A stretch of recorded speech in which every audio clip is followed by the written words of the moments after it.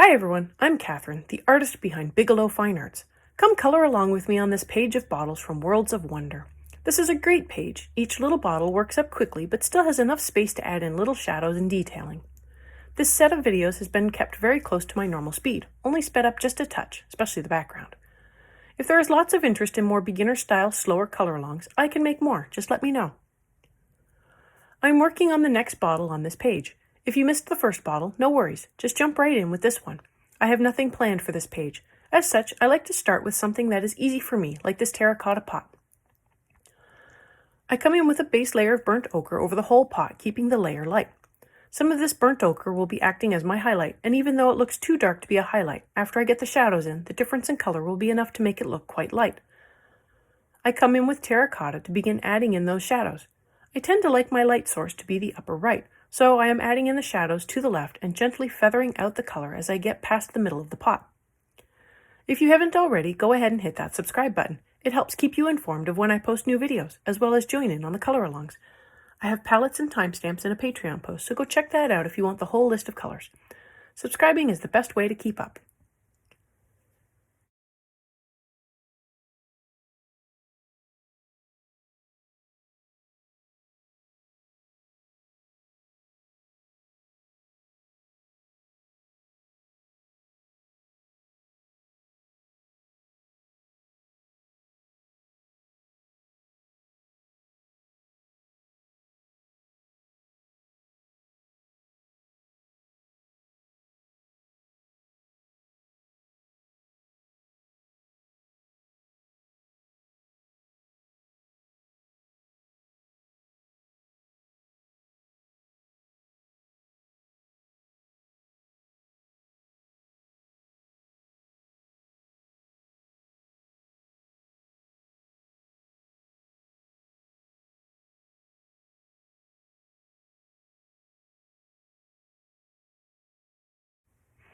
To bring up the contrast between the shadows and highlights, I am coming in with sepia to darken up the deepest part of the shadows.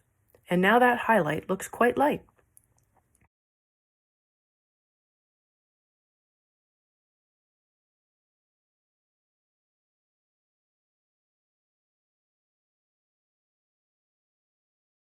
For the wood beam, I am beginning with a layer of bistre. Not a great color by itself, but when I blend walnut brown on top of it, it helps give a weathered wood effect.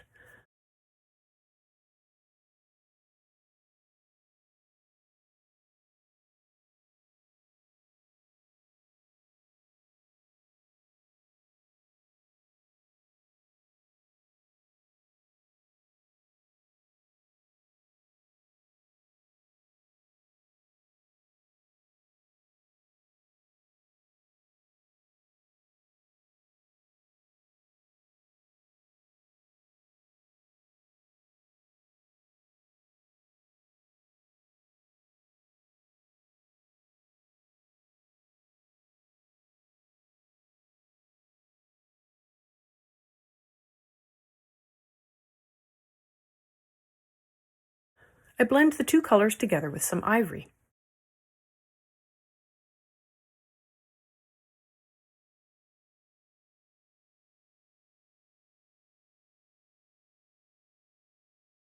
I keep going with things that are easy. Leaves are typically green, so I come in with a layer of grass green on the leaves growing from the pots. Feel free to work up anything in whatever color you want. This is your picture after all, and you should enjoy the colors and the process. I just want to show the process, but I am also showing what colors I am using for ideas. I add in a layer of grass green on the grass as well.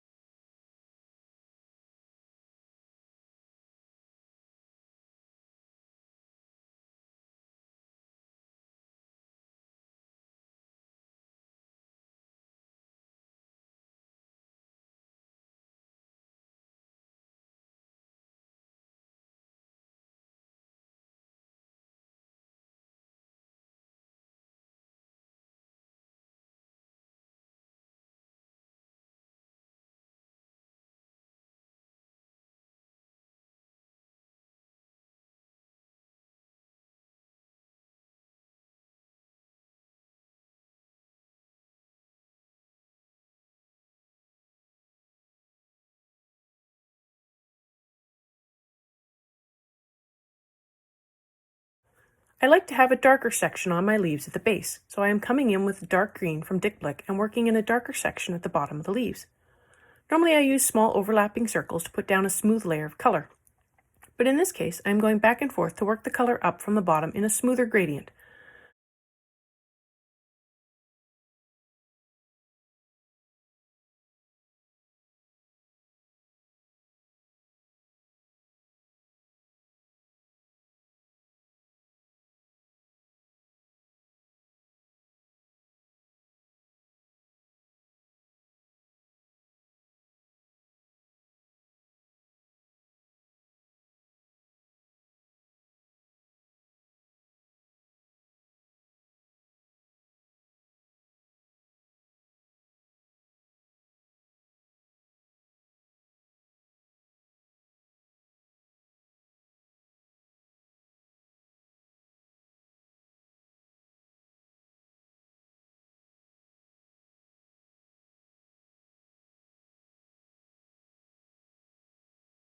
I come in with leaf green to put in a little at the bottom of the leaves growing from the pots.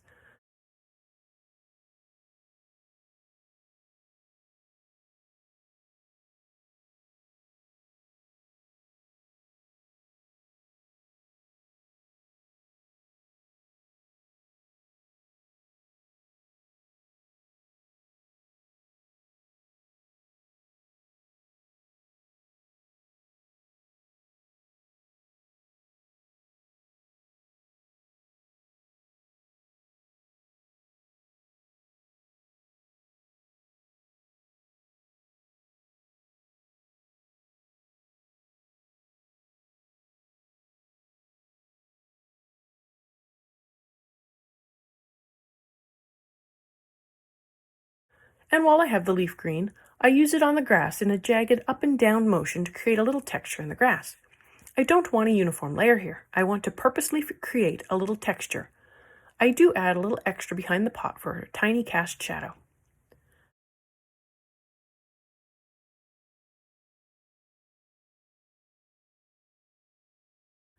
For the background, I wanted a nice day sky for this one, contrasting with the dusk sky from the first bottle.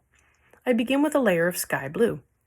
I again went in with a pencil and very lightly marked off an area where the bottle highlight would be. I don't work with Posco pens or acrylic since they are not archival and I worry about them flaking off with colored pencil work, so I use other methods like leaving the paper uncovered.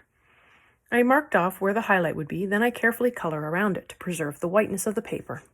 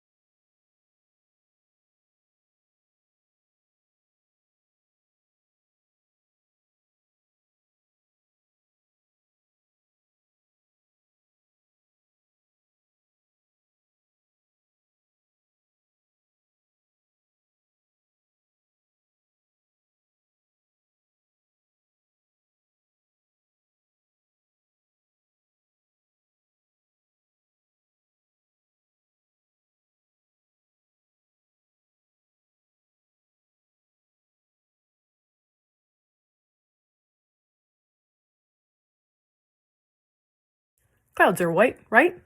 Well, not really. I'm coming in with cold gray too to add in a base layer to the clouds. These will not be dark storm clouds, but light puffy clouds. But even light puffy clouds have more colors than the white they appear to be.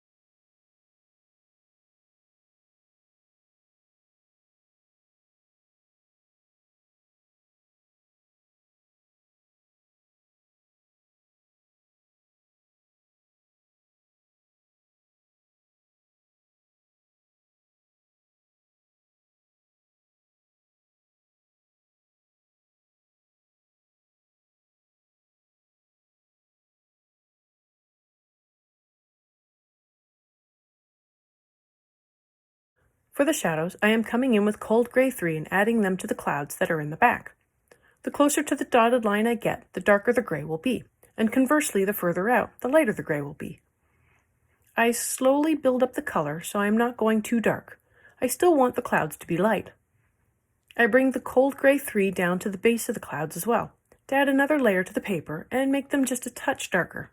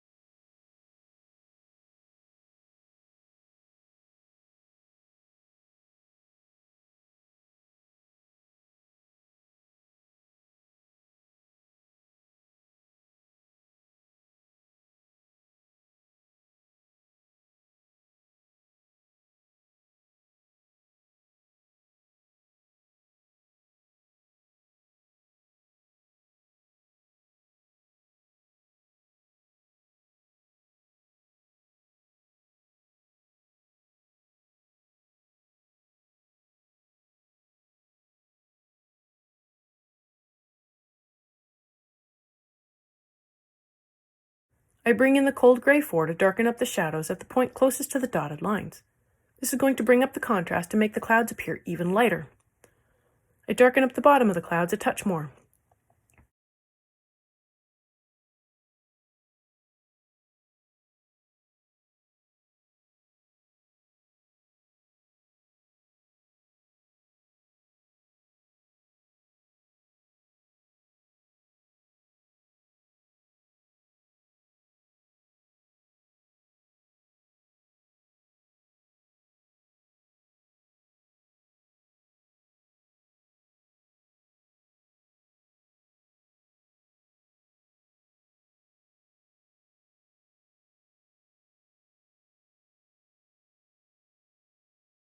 With the cold gray 5, I am working right up against that dotted line, barely feathering out the color. I don't want this dark gray going out too far. I want to keep it tight to the line, but without any harsh lines.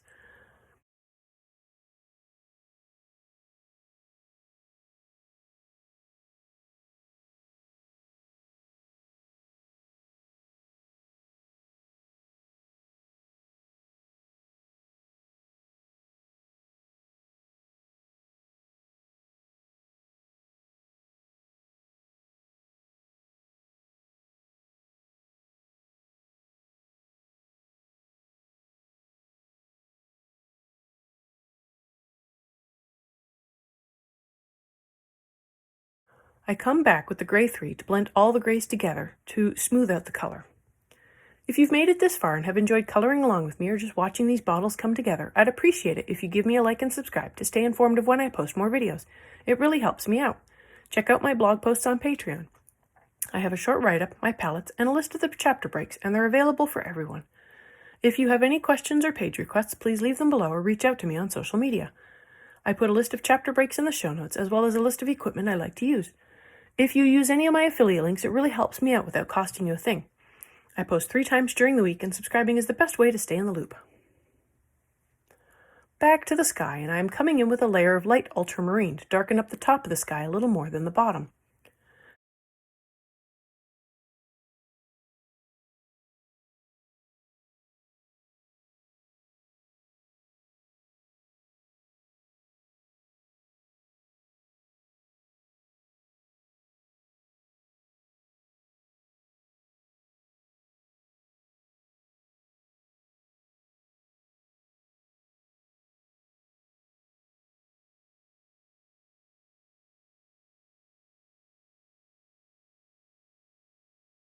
I blend in more sky blue over top and bring it further down.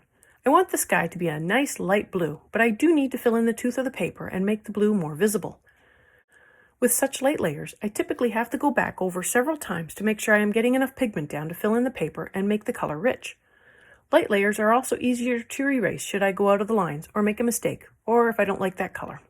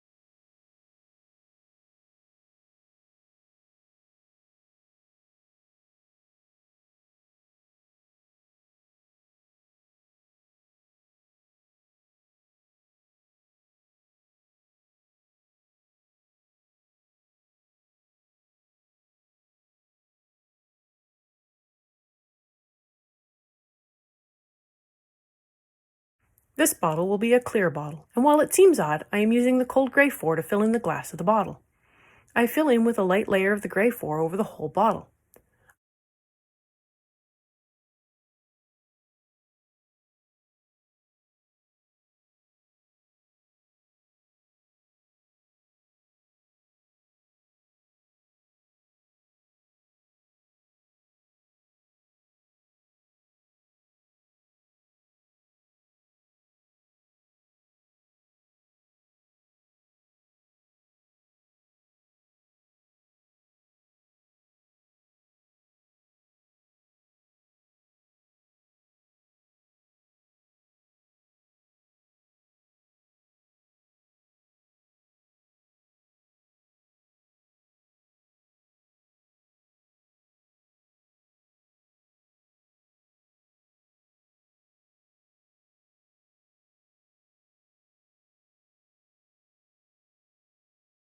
I add in gray 5 at the thicker parts of the bottle to create variation in shadows. It isn't shadows, it is more a restriction of the light passing through the bottle that appears to make that part darker.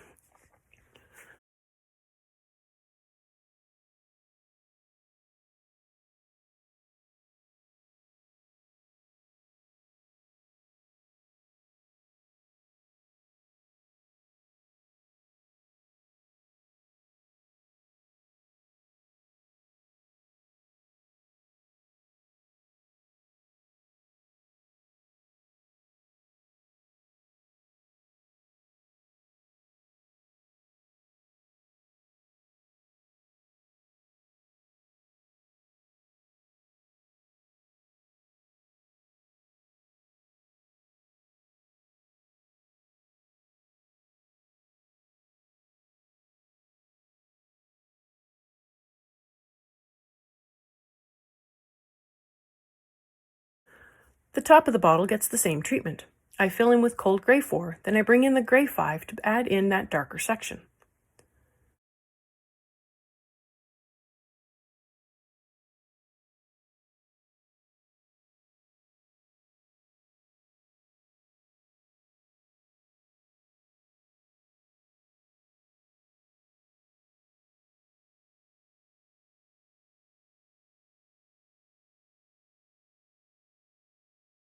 With the gray 2, I go through and add in a blending layer, meaning I am pressing just a little harder to blend and fill.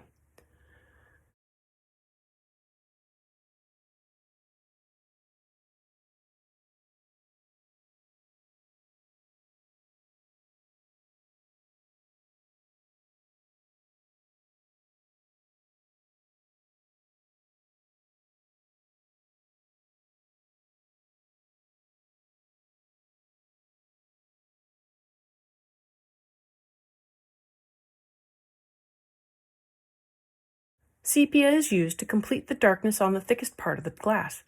I try to keep it just to where the glass is curving at the top and bottom edges.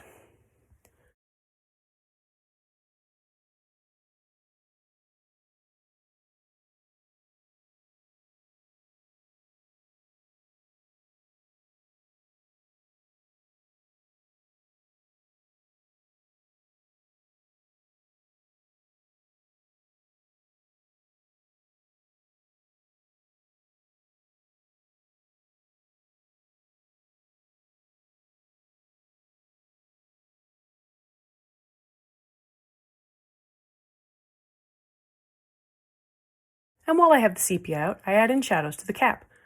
I have the main shadow on the left, but I am also adding in a light shadow behind each of the lines to make the cap appear more textured. And I'll go through and touch up other shadows while I have it out. Thanks for joining me on this bottle today. Let me know below or on social media if you colored along. I'd love to know how you did. I want to thank you all so much for coming along and joining in with me on this coloring journey. I appreciate all my subscribers and look forward to more of you joining in and coloring along with me. Please like, share, and subscribe to help that happen. Until next time, happy coloring.